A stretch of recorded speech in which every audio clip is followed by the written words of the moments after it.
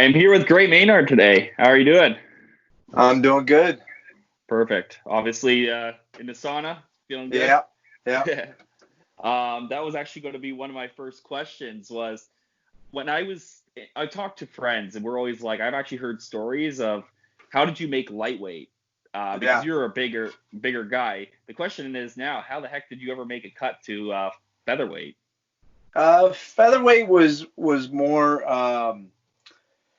when I had time to like lift and to put on a little bit more mass, a little bit more bulk before Yeah, kids. You're a little bit younger and you're hitting the weights and um, you just have a lot more time on your hand. And yeah, And then once the kids started coming, it was more about running, more about just keeping active. And then I decreased my meals. I was playing with a little bit of like how I ate, and then hmm my weight kind of stuck around 161 or two, and okay, that's when you kind of figure out like, I might be a little bit too small to cut down to 55, because a lot of guys were yeah, cutting from like 185, 200 even, and I would yeah, get up to 180, 185. But it takes a little bit more time to do that, right? You yeah, got to spend more time in the weight room.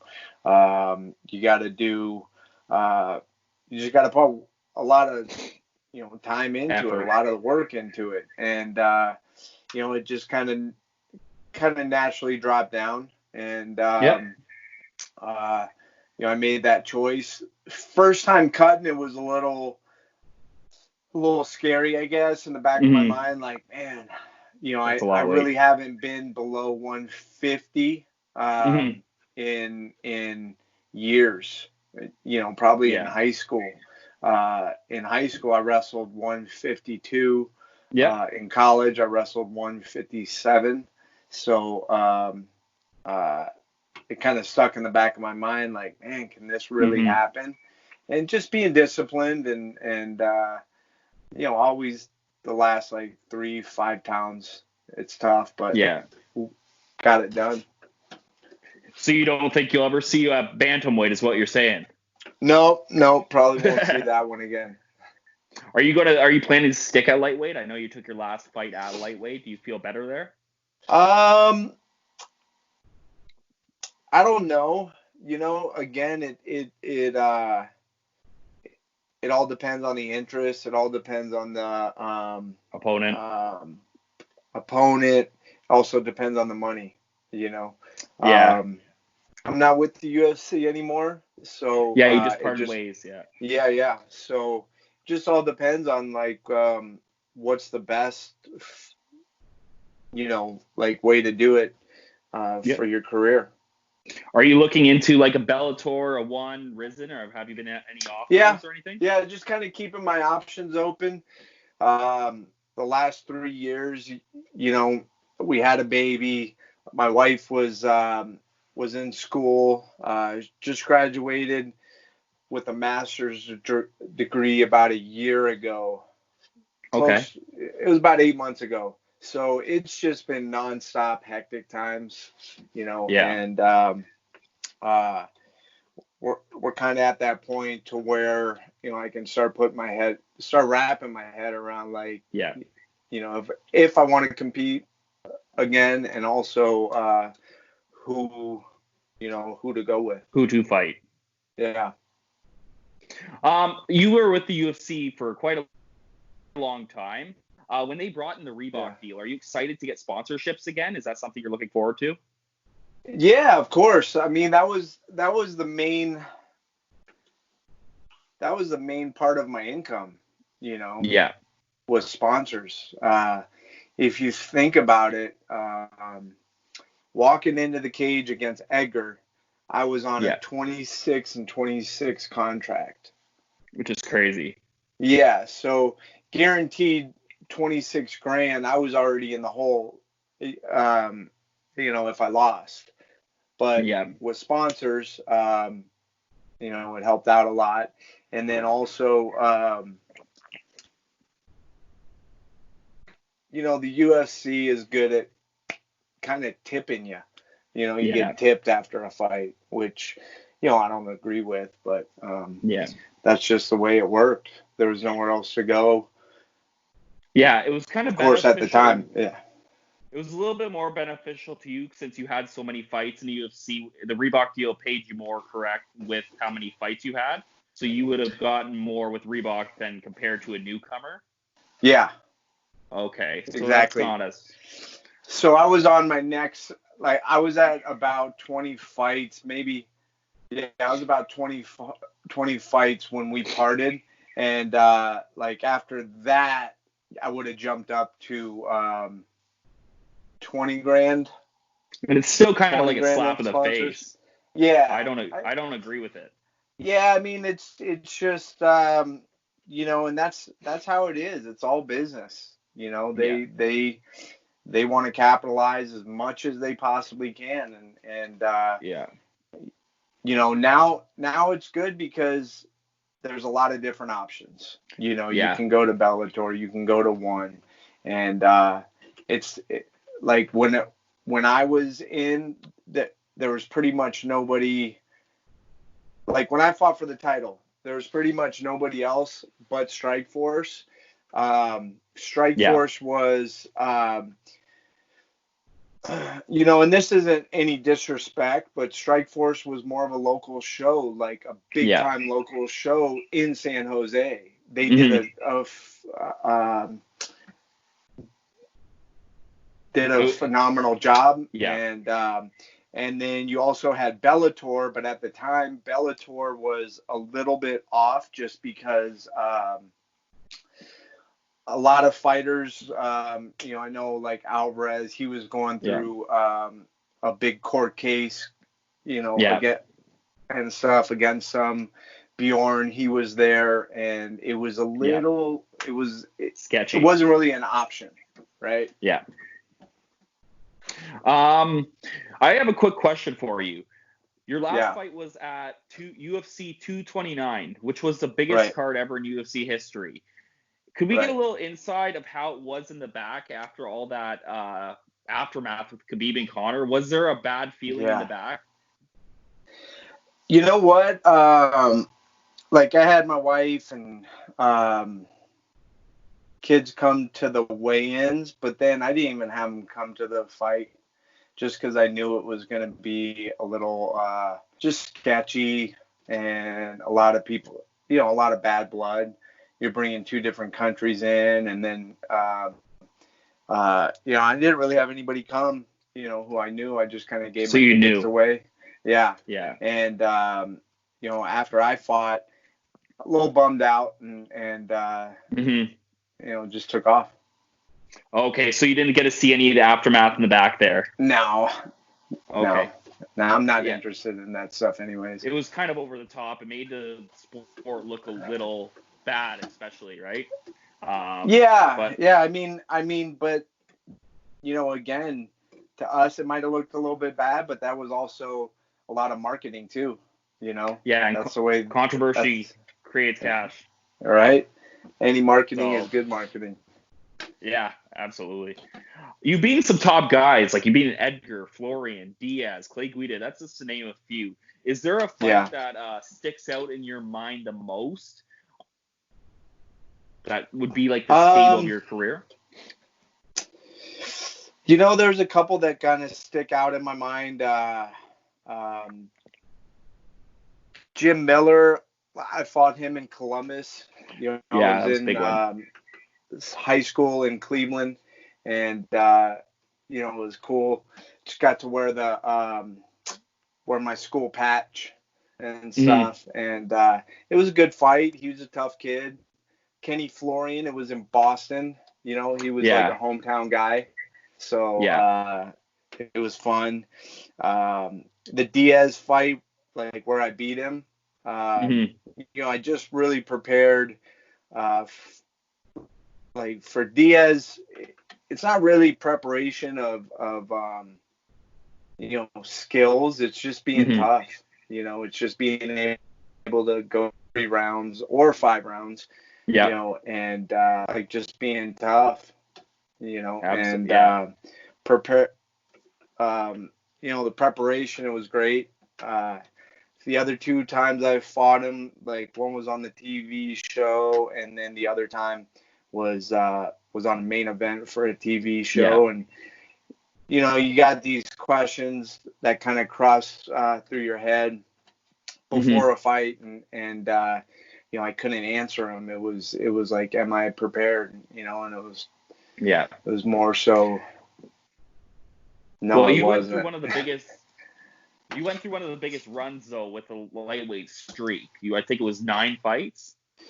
So That's 10 correct? fights without a loss, 8 wins, That's because insane. I had Emerson, which was it was a no contest. Then I Were won you 8 knocked in a out? row, and then no, I wasn't knocked out. Okay. Okay. Like I've never been knocked out to where I wake up and I'm like, where am I? Yeah. It was always Flash. yeah, you're going through it, but your mind just can't tell your body like what to do. Your body doesn't do it. Your mind's like move, but your body's just kind of like, no, we're gonna stay here. Yeah. But yeah, go ahead. Sorry. Do you agree with the UFC having fights during COVID? It's not that I don't disagree. It's it's the reason why, and the reason why is just money. Yeah. Like they really want to make money, and have a lot of loans out and have to make money, and that's their right, to be able to do that. I don't think like, Dana White, he's kind of saying, this is for everybody else. I mean, I get why he would say that, but it's basically they need to make money, and and that's okay, and he should just say that. It's a business. Every business needs to make money. That's why MLB is trying to come back in basketball. So it just people don't like losing money. Is there someone in the lightweight division that you've never got a chance to fight that you would love to fight, past or present? Before I was in the UFC, I was supposed to go up against Aoki and Pride. That would be amazing. They pretty much had me like all the way up until like 3 days to where I was supposed to get on a plane, and they kind of called me and was like, nah, we're going to go with this, like we're going with another person. Yeah. And then probably Alvarez, he was always tough. Who else? Chandler? Would I like to fight? Chandler, yeah. We trained together. He's a scrap. He actually started at Extreme Couture, and we trained together a long time, or probably for about a year or so. Yeah, I've always said I would like to see Chandler in the UFC. I think he's definitely a top 5 guy even to this day. So he's getting compensated well in Bellator though. Yeah, I've talked to a lot of guys from Bellator and compared them to the UFC so far. And I've talked to Liam McGeary, and like they're getting treated better through COVID in Bellator. I will give them that. Like they're saying they're paying for their surgeries, they're getting things done. It's actually very shocking to me. So they're really treated good over there. So. And just the contracts, it's all guaranteed money, like Ryan Bader, he was always the win show, even me, it was always win show, and hammer us on contracts and stuff. And he went over to Bellator, and guaranteed money, and he doesn't have to stress about it every time. Like, you're walking in the cage, Yeah. And of course you think in your mind, like, no, I'm going to get that win, but it's always a little scary because, you got bills, you got kids to feed, and that's half your paycheck. And this is a sport to where just the tip of a glove, it can clip you right. And, there People goes don't half your understand paycheck. that. No, they have no idea, What you guys and go through, yeah. it's just, it is what it is. And that's how they do it. And we're allowed to get it done like that. Yeah. I got one more question for you. Yeah. Is Ryan Hall still a coward? Ryan Hall. I actually met him. He was up at the PI, the gym, and it was, put it this way, I wouldn't want to fight him again, not because it was a tough, back. It's just, he's going to beat a lot of good guys, and there's a good chance he'll beat whoever he goes up against. I don't see them putting him in, like, I couldn't see them putting him in to go for a belt. I think he'll just win. He is just a hard guy to deal with. He's extremely cautious with what he does, and it's just a game plan that I'm very curious with a person to go up against him. Like who can crack that? Because or like, what's a wrestler going to do? Like, if Khabib, could Khabib get caught by Ryan Hall if they fought? You know what I mean? His leg locks are so good. I mean, if he gets a hold of your ankle, and that was the problem, was going back to the night of, we're all taped up, we're ready to go, we have a game plan. We were going to take him down, and the ref, he came in, he said, do you have any questions? My coach, he asked him, what happens if he keeps going to his butt? The ref told us, timidity. That is timidity. I'm going to penalize him. So we kind of made a quick change, which is probably not best to do right before your fight. Mm-hmm. We're like, well, let's have him go down then. Let's let him go down, and we'll wait. And because anytime there's a point, like, if you can keep getting that point without, it's just, that's kind of what we were planning on doing.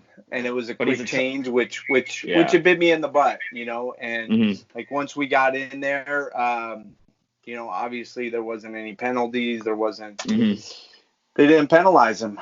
And, and I don't know if they should have or not. I'm not a ref. I'm not a judge. But you wanted to fight. Yeah. So that was the problem that, I had, is he has unbelievable heel hooks. Like, he's probably one of the best in the world. Yeah. If not the best in the world. And, a couple times he turned his back and ran.